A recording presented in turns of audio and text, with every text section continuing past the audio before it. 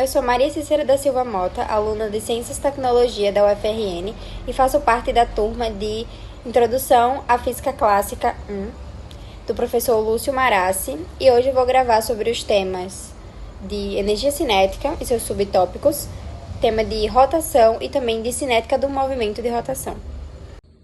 A energia cinética é essa modalidade associada aos movimentos, sendo quantificada pela expressão energia cinética é C igual a massa vezes a velocidade ao quadrado sobre 2.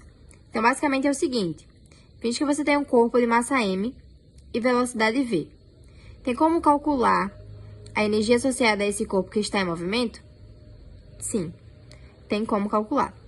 A energia cinética, ela vai depender do movimento. Então, isso quer dizer que quando o corpo está em repouso, em determinado referencial, ele não vai possuir energia cinética? Sim. Então, pode ser zero a energia cinética? Pode. Basta que esse corpo ele esteja em repouso em determinado referencial, porque como a energia cinética depende do movimento, está diretamente ligada a isso. Então, logo, depende do referencial. Se eu digo que está em repouso, então a energia cinética dele vai ser nula.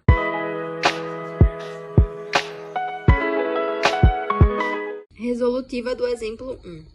Uma partícula A tem massa m e desloca-se com velocidade v. Outra partícula B tem massa 2m e desloca-se com velocidade v sobre 2. Qual a relação entre as energias cinéticas das partículas A e B? Alternativa A, meio. Alternativa B, 1. Alternativa C, 2. E alternativa D, 4. A questão. Bom, primeiro passo, vamos colocar que a partícula A tem massa m e sua velocidade é v. Então, colocando na equação de energia cinética, nós vamos ter a energia cinética de A igual a massa vezes a velocidade ao quadrado sobre 2. Já na partícula B, nós vamos ter que a massa é igual a 2m e sua velocidade é v sobre 2. Então, a energia cinética de B vai ser igual a 2m vezes v sobre 2, isso tudo ao quadrado, que a fórmula pede isso, tudo sobre 2.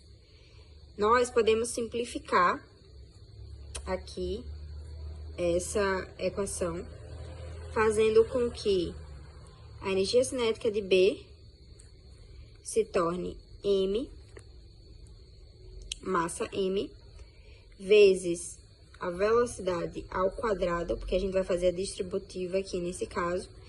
E como vai ter que multiplicar 2 vezes 2, vamos colocar um 4 aqui embaixo. O terceiro passo desse exercício vai ser encontrar a relação, né, entre a energia cinética de A sobre a energia cinética de B. Então, vamos lá.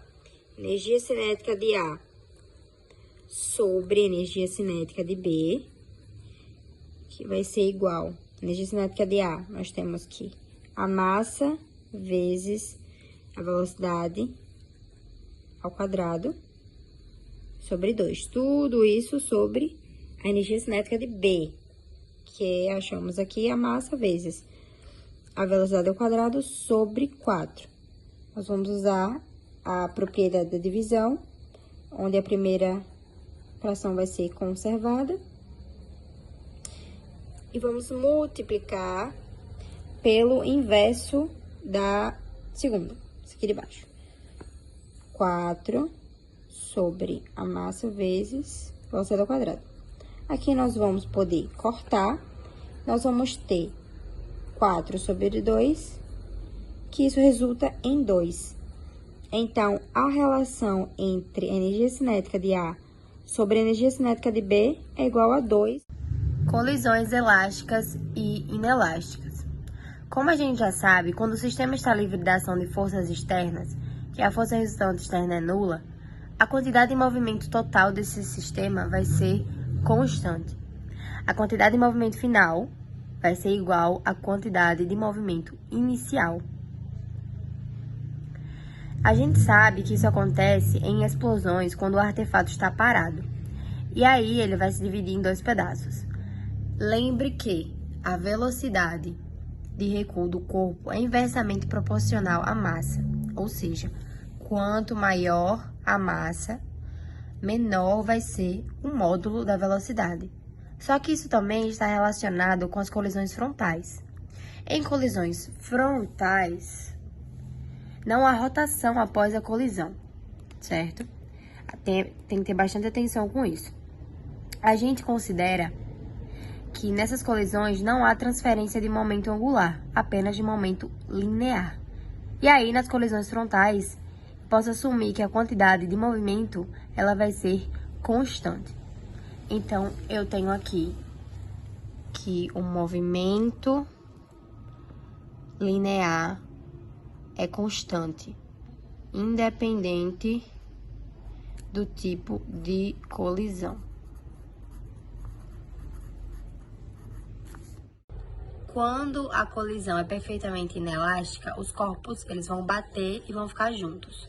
E quando isso acontece, a energia cinética após a colisão, ela vai ser bem menor que a energia cinética antes da colisão. Eu tenho uma grande perda de energia. É a tensão da colisão inelástica. Você sabe que os corpos ficam juntos após a colisão. Então, a energia cinética depois ela vai ser bem menor do que a energia cinética antes. E um fato a se lembrar é que os corpos sempre vão ficar juntos após a colisão.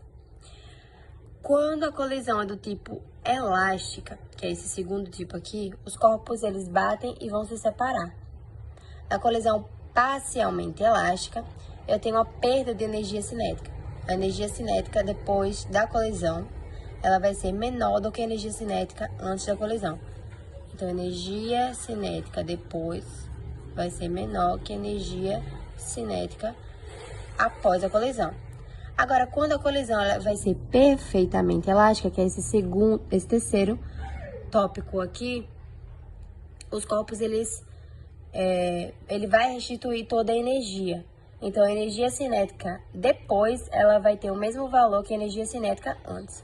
Então, a energia cinética depois vai ser igual à energia cinética antes da colisão. Para classificar, lembre, bateu e separou, elástica. Bateu e ficou junto, inelástica. Se houver conservação de energia cinética, ela vai ser perfeitamente elástica. Se não, ela vai ser parcialmente elástica.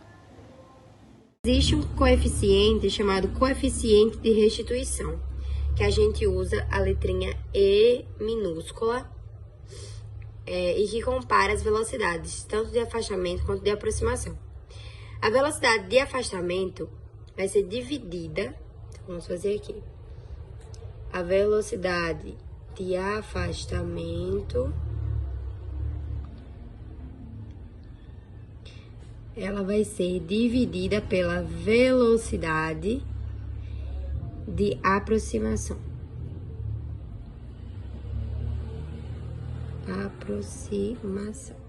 Perfeitamente inelástico, os corpos eles vão ficar juntos. Então, não tem afastamento. Então, eu sei que o valor de E vai ser igual a zero. O parcialmente elástico e perfeitamente elástico, o que diferencia aqui no perfeitamente elástico é que o coeficiente de restituição é igual a 1, porque eu tenho 100% da energia cinética conservada. Então, nós vamos ter igual a 1. Já no parcialmente elástico, nesse segundo caso, eu perco energia. Então, o valor do coeficiente ele vai estar no intervalo entre 0 e entre 1. No intervalo entre 0 e 1. Então, se eu tiver um coeficiente de restrição igual a 0, eu sei que ele vai ser o quê? Perfeitamente inelástico. E eu perdi bastante energia cinética, muito. Se eu tiver um coeficiente entre 0 e 1, que é esse segundo caso, eu sei que ele vai ser o quê? Parcialmente elástico e que perdeu energia considerável durante a colisão. Agora, se eu vou ter um coeficiente com restrição igual a 1, eu sei que ele vai ser o quê? Perfeitamente elástico, que é esse terceiro caso. e que não vai ter perda alguma de energia cinética. Mas lembrando que em todas as colisões, a quantidade de movimento, no movimento linear, ela vai se conservar. Tranquilo?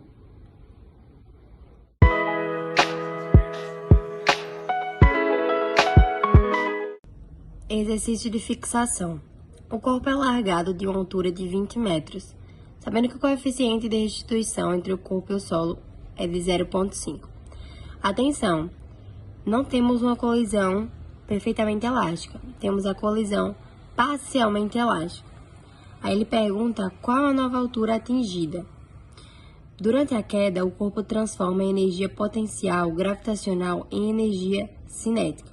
Colide com o solo, perde parte da energia cinética e quando ele vai ser jogado de volta para cima, a velocidade dele é menor. Então, ele vai atingir uma altura menor. Onde que entra o coeficiente de restituição nesse caso? Nesse tipo de situação, que você tem uma colisão com o solo, você pode fazer o coeficiente de restituição, lá, ele vai ser numericamente igual a raiz quadrada da razão entre a altura final e a altura inicial.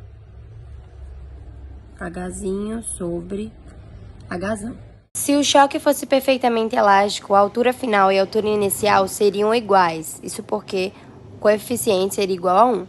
Mas nesse caso, que a gente quer o valor de H, então vamos fazer a raiz de Hzinho sobre o Hzão, que no caso seria a altura, 20. Isso ao quadrado vai ser igual a 0,5 também ao quadrado. Elevando os dois ao quadrado, a gente pode tirar o quê? De dentro da raiz, que vai ficar igual a H sobre 20, H sobre 20, que vai ser igual a 0,25. Porque 0,5 ao quadrado é igual a 0,25. Então, aqui a gente pode multiplicar isso aqui, que o Hzinho vai ser igual a 5. Então, nós temos 5 metros. Então, nós temos que a resposta é a letra B, 5 metros. Vou explicar um pouco sobre energia cinética de rotação. A ideia é o seguinte: suponha que eu tenha um corpo rígido que gira em torno de um eixo Z perpendicular ao plano aqui.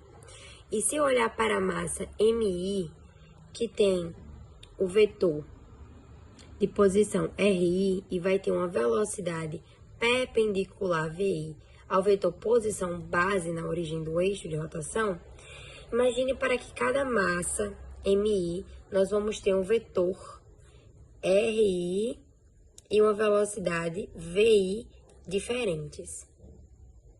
A energia cinética de um corpo rígido inteiro, ela será a soma das energias cinéticas. As partículas desse corpo, em princípio, parecem ser uma soma muito grande de termos, que eu posso escrever de uma maneira simplificada, por meio da somatória. Mas ainda assim é uma soma muito grande de termos. Lembrando que a cada VI da partícula, pode ser um número diferente. Então, vai depender do quão distante do eixo a partícula MI vai estar. Diante dessa complicação, como podemos simplificar a expressão da energia cinética? Lembrando que, embora VI seja diferente para cada partícula, nós sabemos que o corpo rígido tem em comum quando está girando, que é a velocidade angular. O ômega, ele vai ser a mesma para todas. Agora, eu vou escrever essa velocidade VI como sendo ômega vezes RI, ou seja, a posição de VI nessa partícula aqui é o ômega do corpo rígido vezes o módulo da distância do eixo de rotação, RI. Repare que o ômega não tem índice I. É o mesmo para todo o corpo rígido. Então, ele vai sair dessa somatória, que vai ser reescrito desta maneira. Observe, então, que nessa expressão toda a informação sobre a velocidade de rotação do corpo está em ômega. E esse termo aqui tem apenas MI vezes RI ao quadrado. Portanto, depende apenas de como a massa está distribuída no corpo, certo? Não tem nenhuma informação sobre velocidade aqui, apenas aqui. Isso merece uma definição. Definimos assim que o movimento de inércia ou inércia rotacional, que é essa formulazinha aqui de I, onde RI é igual à distância da iésima partícula ao eixo de rotação. Esse momento de inércia, demonstrado pela letra I, estando definido, podemos voltar ao conceito de energia cinética, certo? Identificar que ela pode ser tida como essa equação aqui abaixo, certo? Ou seja, essa equação aqui de K igual a 1 sobre 2 vezes I vezes ômega ao quadrado, que vai ser a energia cinética de rotação de um corpo rígido.